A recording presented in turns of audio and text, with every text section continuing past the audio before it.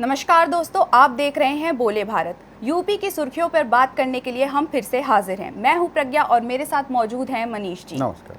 चलिए शुरू करते हैं खबरों का सिलसिला। तो मनीष जी, मेरा सबसे पहला सवाल है कि यूपी के जो यूनिवर्सिटी के डिग्री कॉलेजेस हैं उस पर नए नियम लागू हो रहे हैं।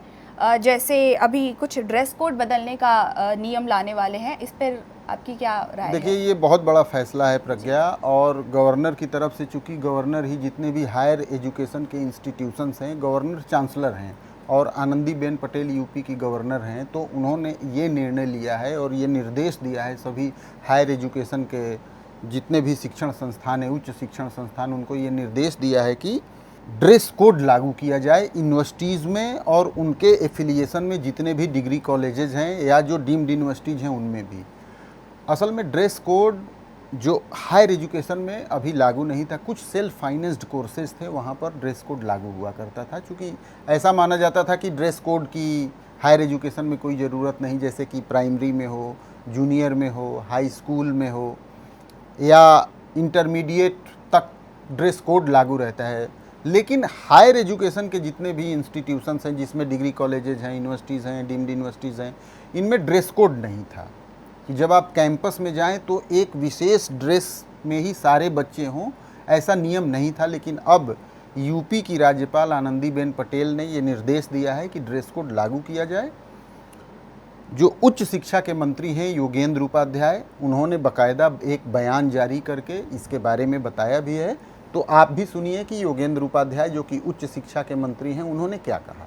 हाँ, उन्होंने निर्देशित किया है कि हर विश्वविद्यालय में और महाविद्यालयों में यथासंभव ड्रेस कोड इस्तेमाल हो, छात्र छात्राओं का एक ड्रेस कोड बने और उसको पहने। देखिए, छात्र वर्ग यानी स्टूडेंट्स क्लास होमोजीनियस क्लास है और यहाँ पर ऊंच नीच भेदभाव न दिखे, कोई अपने वस्त्रों से ही ऐसा प्रदर्शन ना करे कि कुछ लोगों में इन्फेरिटी कॉम्प्लेक्स आ जाए और कुछ लोग सुपरियरिटी कॉम्प्लेक्स से ग्रसित होकर ऐसी हरकत ना करें। इसलिए आवश्यक है कि एक ड्रेस कोड हो और उस ड्रेस के वजह से किसी में भी ना तो हीन भावना आएगी, ना सुपरियरिटी कॉम्प्लेक्स होगा, और एक जो छात्र वर्ग होमोजीनियस क्लास माना जाता है उसका स्पष्ट प्रकटीकरण भी होगा। महामहिम राज्यपाल महोदय का चूँकि मालिक है यूनिवर्सिटी के, तो उन्होंने निर्देश दिया है कि जो विद्यालय ने ड्रेस अलाउ किया है तो उसी ड्रेस पर सभी बच्चों को आना है। ठीक है, कोई दिक्कत नहीं, एक रूपता रहेगी बच्चों को। तो मनीष जी, बढ़ते हैं दूसरी खबर पर।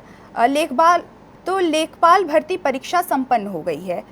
3.5 लाख से ज़्यादा अभ्यर्थी परीक्षा में शामिल हुए हैं। इस पर आपकी क्या? देखिए, लेखपाल भर्ती परीक्षा एक बहुत बड़ी परीक्षा थी। इसमें 13 लाख से ज़्यादा अभ्यर्थियों ने अप्लाई किया था प्रज्ञा। लेकिन चूंकि एक प्रारंभिक अर्हता परीक्षा भी हुई थी, प्रिलिमिनरी एलिजिबिलिटी टेस्ट, जी। आज मेंस की परीक्षा हुई है 10 बजे से 12 बजे 2 घंटे के बीच में। लेकिन इससे पहले एक स्क्रीनिंग हो चुकी थी, यानी 13 लाख में से लगभग 9 लाख के करीब अभ्यर्थी पहले ही पीईटी से बाहर हो चुके हैं। तो आज करीब 42 शहरों में 350 से ज़्यादा केंद्र बनाए गए थे। वहाँ पर लेखपाल भर्ती परीक्षा का मेंस आयोजित किया गया है। बहुत अच्छे से परीक्षा यूपी में संपन्न हो गई है। चूँकि सबसे ज़्यादा संदेह इस बात का हो रहा था कि अभी नीट की परीक्षा हुई, उसका पेपर आउट हो गया और उसके बाद परीक्षा को रद्द करना पड़ा। इसमें बहुत ज़्यादा सतर्कता और बढ़ा दी गई थी। 3-4 लेयर का सर्विलांस रखा गया था जिससे कि मेंस की परीक्षा का पेपर आउट ना हो। लेकिन अभी तक ऐसी कोई सूचना नहीं आई है और 3.5 लाख से ज़्यादा अभ्यर्थी इस परीक्षा में शामिल हुए हैं। और आप आलम ये देखिए कि कितने इंटरेस्टेड हैं लोग लेखपाल भर्ती परीक्षा में पास करके लेखपाल बनने के लिए, कि एक पद के अगेंस्ट 40 से ज़्यादा अभ्यर्थी हैं जी। यानी कि अमूमन जो परीक्षाएं होती हैं एक पद के अगेंस्ट में 8-10 लोग होते हैं, लेकिन लेखपाल भर्ती परीक्षा में पूरे देश भर में यदि एवरेज निकाला जाए तो एक पद के अगेंस्ट में 40 से ज़्यादा कैंडिडेट परीक्षा में बैठे हैं। लेकिन सरकार के लिए राहत लेने वाली बात बहुत बड़ी ये है प्रज्ञा कि परीक्षा सकुशल संपन्न हो गई है, कोई पेपर आउट नहीं हुआ है, किसी केंद्र के बाहर कोई बवाल नहीं हुआ है। अब इसका जब रिजल्ट निकलेगा उसके बाद इतने सारे लेखपाल प्रदेश को मिल जाएंगे और रोजगार, सरकारी नौकरी देने के मामले में योगी सरकार का एक और बड़ा कदम सफल हो जाएगा। जी, बढ़ते हैं अगली खबर की ओर। मनीष जी, राहुल गांधी को लेकर क्या बवाल मचा हुआ है? राहुल गांधी रायबरेली पहुंचे थे, वहां उन्होंने बहुजन स्वाभिमान संवाद किया, जो कि पहले वो लखनऊ में इंदिरा गांधी प्रतिष्ठान में कर चुके थे, जो कि इंडोर था, वो आउटडोर था। वहां पर उन्होंने प्रधानमंत्री नरेंद्र मोदी और गृह मंत्री अमित शाह के लिए कोई टिप्पणी की, जिसको लेकर पूरे देश भर में राहुल गांधी का विरोध हो रहा है, उनकी निंदा की जा रही है। उन्होंने ऐसे शब्दों का इस्तेमाल किया जिसको देश की एक बड़ी आबादी ने सोशल मीडिया पे जो वाइब्रेशन आ रहे हैं, जो फीडबैक आ रहा है, उसके एक बड़ी आबादी ने उसको बहुत गलत माना है।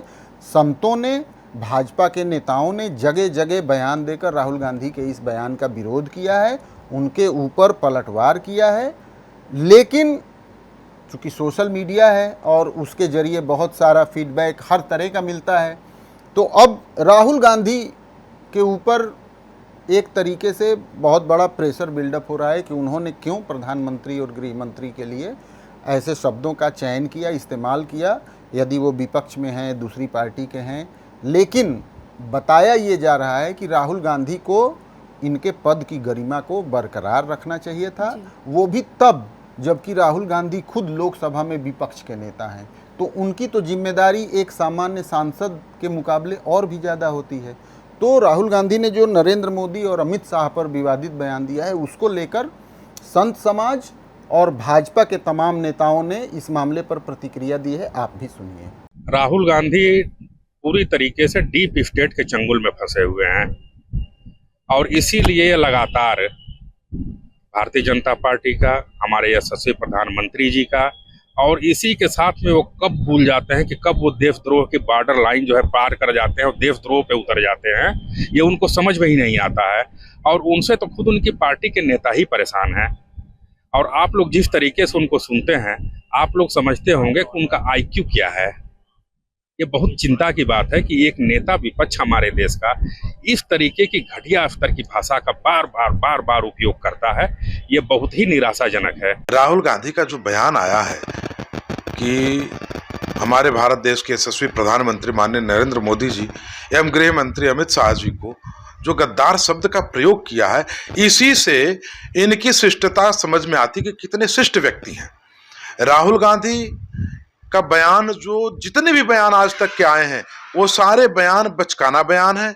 उन बयानों में कोई दम नहीं होता है, किसी प्रकार का वो नहीं होता है। चूंकि कहा गया है कि वाणी ही व्यक्ति का परिचय है। राहुल गांधी अपनी वाणी से अपना परिचय प्रदान करते हैं कि किस प्रकार से जो है हम अपनी योग्यता को दिखा रहे हैं। राहुल गांधी जी का जो बयान है ठीक उसी प्रकार का बयान है कि जो व्यक्ति जैसा होता है वो सामने वाले को वैसा ही समझता है। राहुल गांधी स्वयं में एक गद्दार व्यक्ति है जो द्वितीय नागरिकता रखता है, भारत देश का, विदेश का भी नागरिकता रखता है और भारत के लिए षड्यंत्रपूर्ण कार्य करता ही रहता है। इसलिए जो व्यक्ति जैसा होता है वो सामने वाले को वैसा ही समझता है। अगर चोर व्यक्ति है तो सामने वाला कितना भी ईमानदार हो उसको चोर ही समझेगा। अगर जो है वो गद्दार है तो सामने वाला कितना भी वफादार है उसको वो गद्दार ही समझेगा। तो राहुल गांधी का बयान ये बचकाना बयान है और राहुल गांधी जी को इस देश के अंदर इस प्रकार के बचकाना बयान से बचना चाहिए। इससे कांग्रेस पार्टी का को नस्तनाबूज करते चले जा रहे हैं। राहुल गांधी ऐसे ऐसे बयान दे रहे हैं जिसकी बदौलत है कि आज कांग्रेस पार्टी जहां बहुमत के आधार पर रहती थी, आज शतक के नीचे पहुंच गई है। और यही स्थिति रहा तो कांग्रेस एक दिन पूर्ण रूप से समाप्त हो जाएगी और उसका श्रेय, कांग्रेस को समाप्त करने का श्रेय मात्र केवल राहुल गांधी जी को जाएगा और किसी को नहीं जाएगा। तो राहुल गांधी की इस बयान की मैं घोर निंदा करता हूं, क्योंकि देश के प्रधानमंत्री के प्रति इस प्रकार का बयान नहीं देना चाहिए। इनको इससे बचना चाहिए। कांग्रेस को बचाना है तो राहुल गांधी को इस प्रकार के बयानों से दूर रहना होगा। तो मनीष जी, बढ़ते हैं अगले सवाल पे। बंगाल में सभी मदरसों में वंदे मातरम का गायन अनिवार्य कर दिया गया है और इसे लेकर देश भर में चर्चा छिड़ गई है। इस पर आप देखिए, बंगाल में पहली बार भारतीय जनता पार्टी ने सरकार बनाई है, शुभेंदु अधिकारी मुख्यमंत्री बने हैं, तो वहाँ पे हर रोज कुछ न कुछ बड़े फैसले लिए जा रहे हैं। जैसे अभी कुछ दिन पहले ममता बनर्जी के 1-2 दिन पहले ही ममता बनर्जी के भतीजे अभिषेक बनर्जी की संपत्तियों का ब्यौरा जारी किया था। अब शुभेंदु अधिकारी की सरकार ने ये आदेश दिया है कि जितने भी सरकारी मदद से चलने वाले मदरसे हैं उन सभी मदरसों में, जैसे कि अन्य स्कूलों में शुरुआत होती है प्रेयर के साथ, उस तरीके से उन सभी मदरसों में वंदे मातरम के साथ शुरुआत होगी पढ़ाई लिखाई की। तो अब चूंकि वंदे मातरम एक इस देश में बहुत बड़ा पॉलिटिकल मुद्दा है, भारतीय जनता पार्टी के लिए भी वंदे मातरम के गायन को लेकर तमाम तरीके के निर्देश, दिशा निर्देश, आदेश आते रहते हैं और इसका विरोध भी होता रहा है। मुस्लिम कम्युनिटी इसका विरोध भी करती रही है। तो अब ये बड़ा एक राष्ट्रीय स्तर पर एक बड़ा मुद्दा बन गया है और समाजवादी पार्टी ने खुले तौर पर इसका विरोध किया है।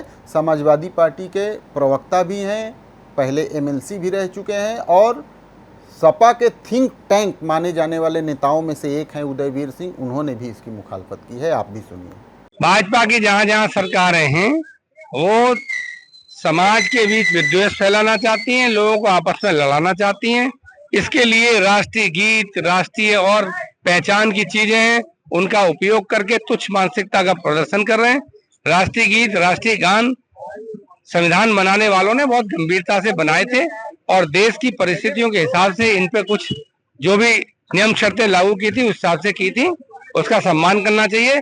लेकिन भारतीय जनता सत्ता की भूखी है, वो समाज में चाहे कितनी भी जहर बोना पड़े, चाहे आग लगानी पड़े, चाहे भाई को भाई से लड़ाना पड़े, लेकिन वो सत्ता मेंटेन करना चाहते हैं। तो ये रही यूपी की सुर्खियां। आपका बहुत बहुत धन्यवाद। धन्यवाद, नमस्कार।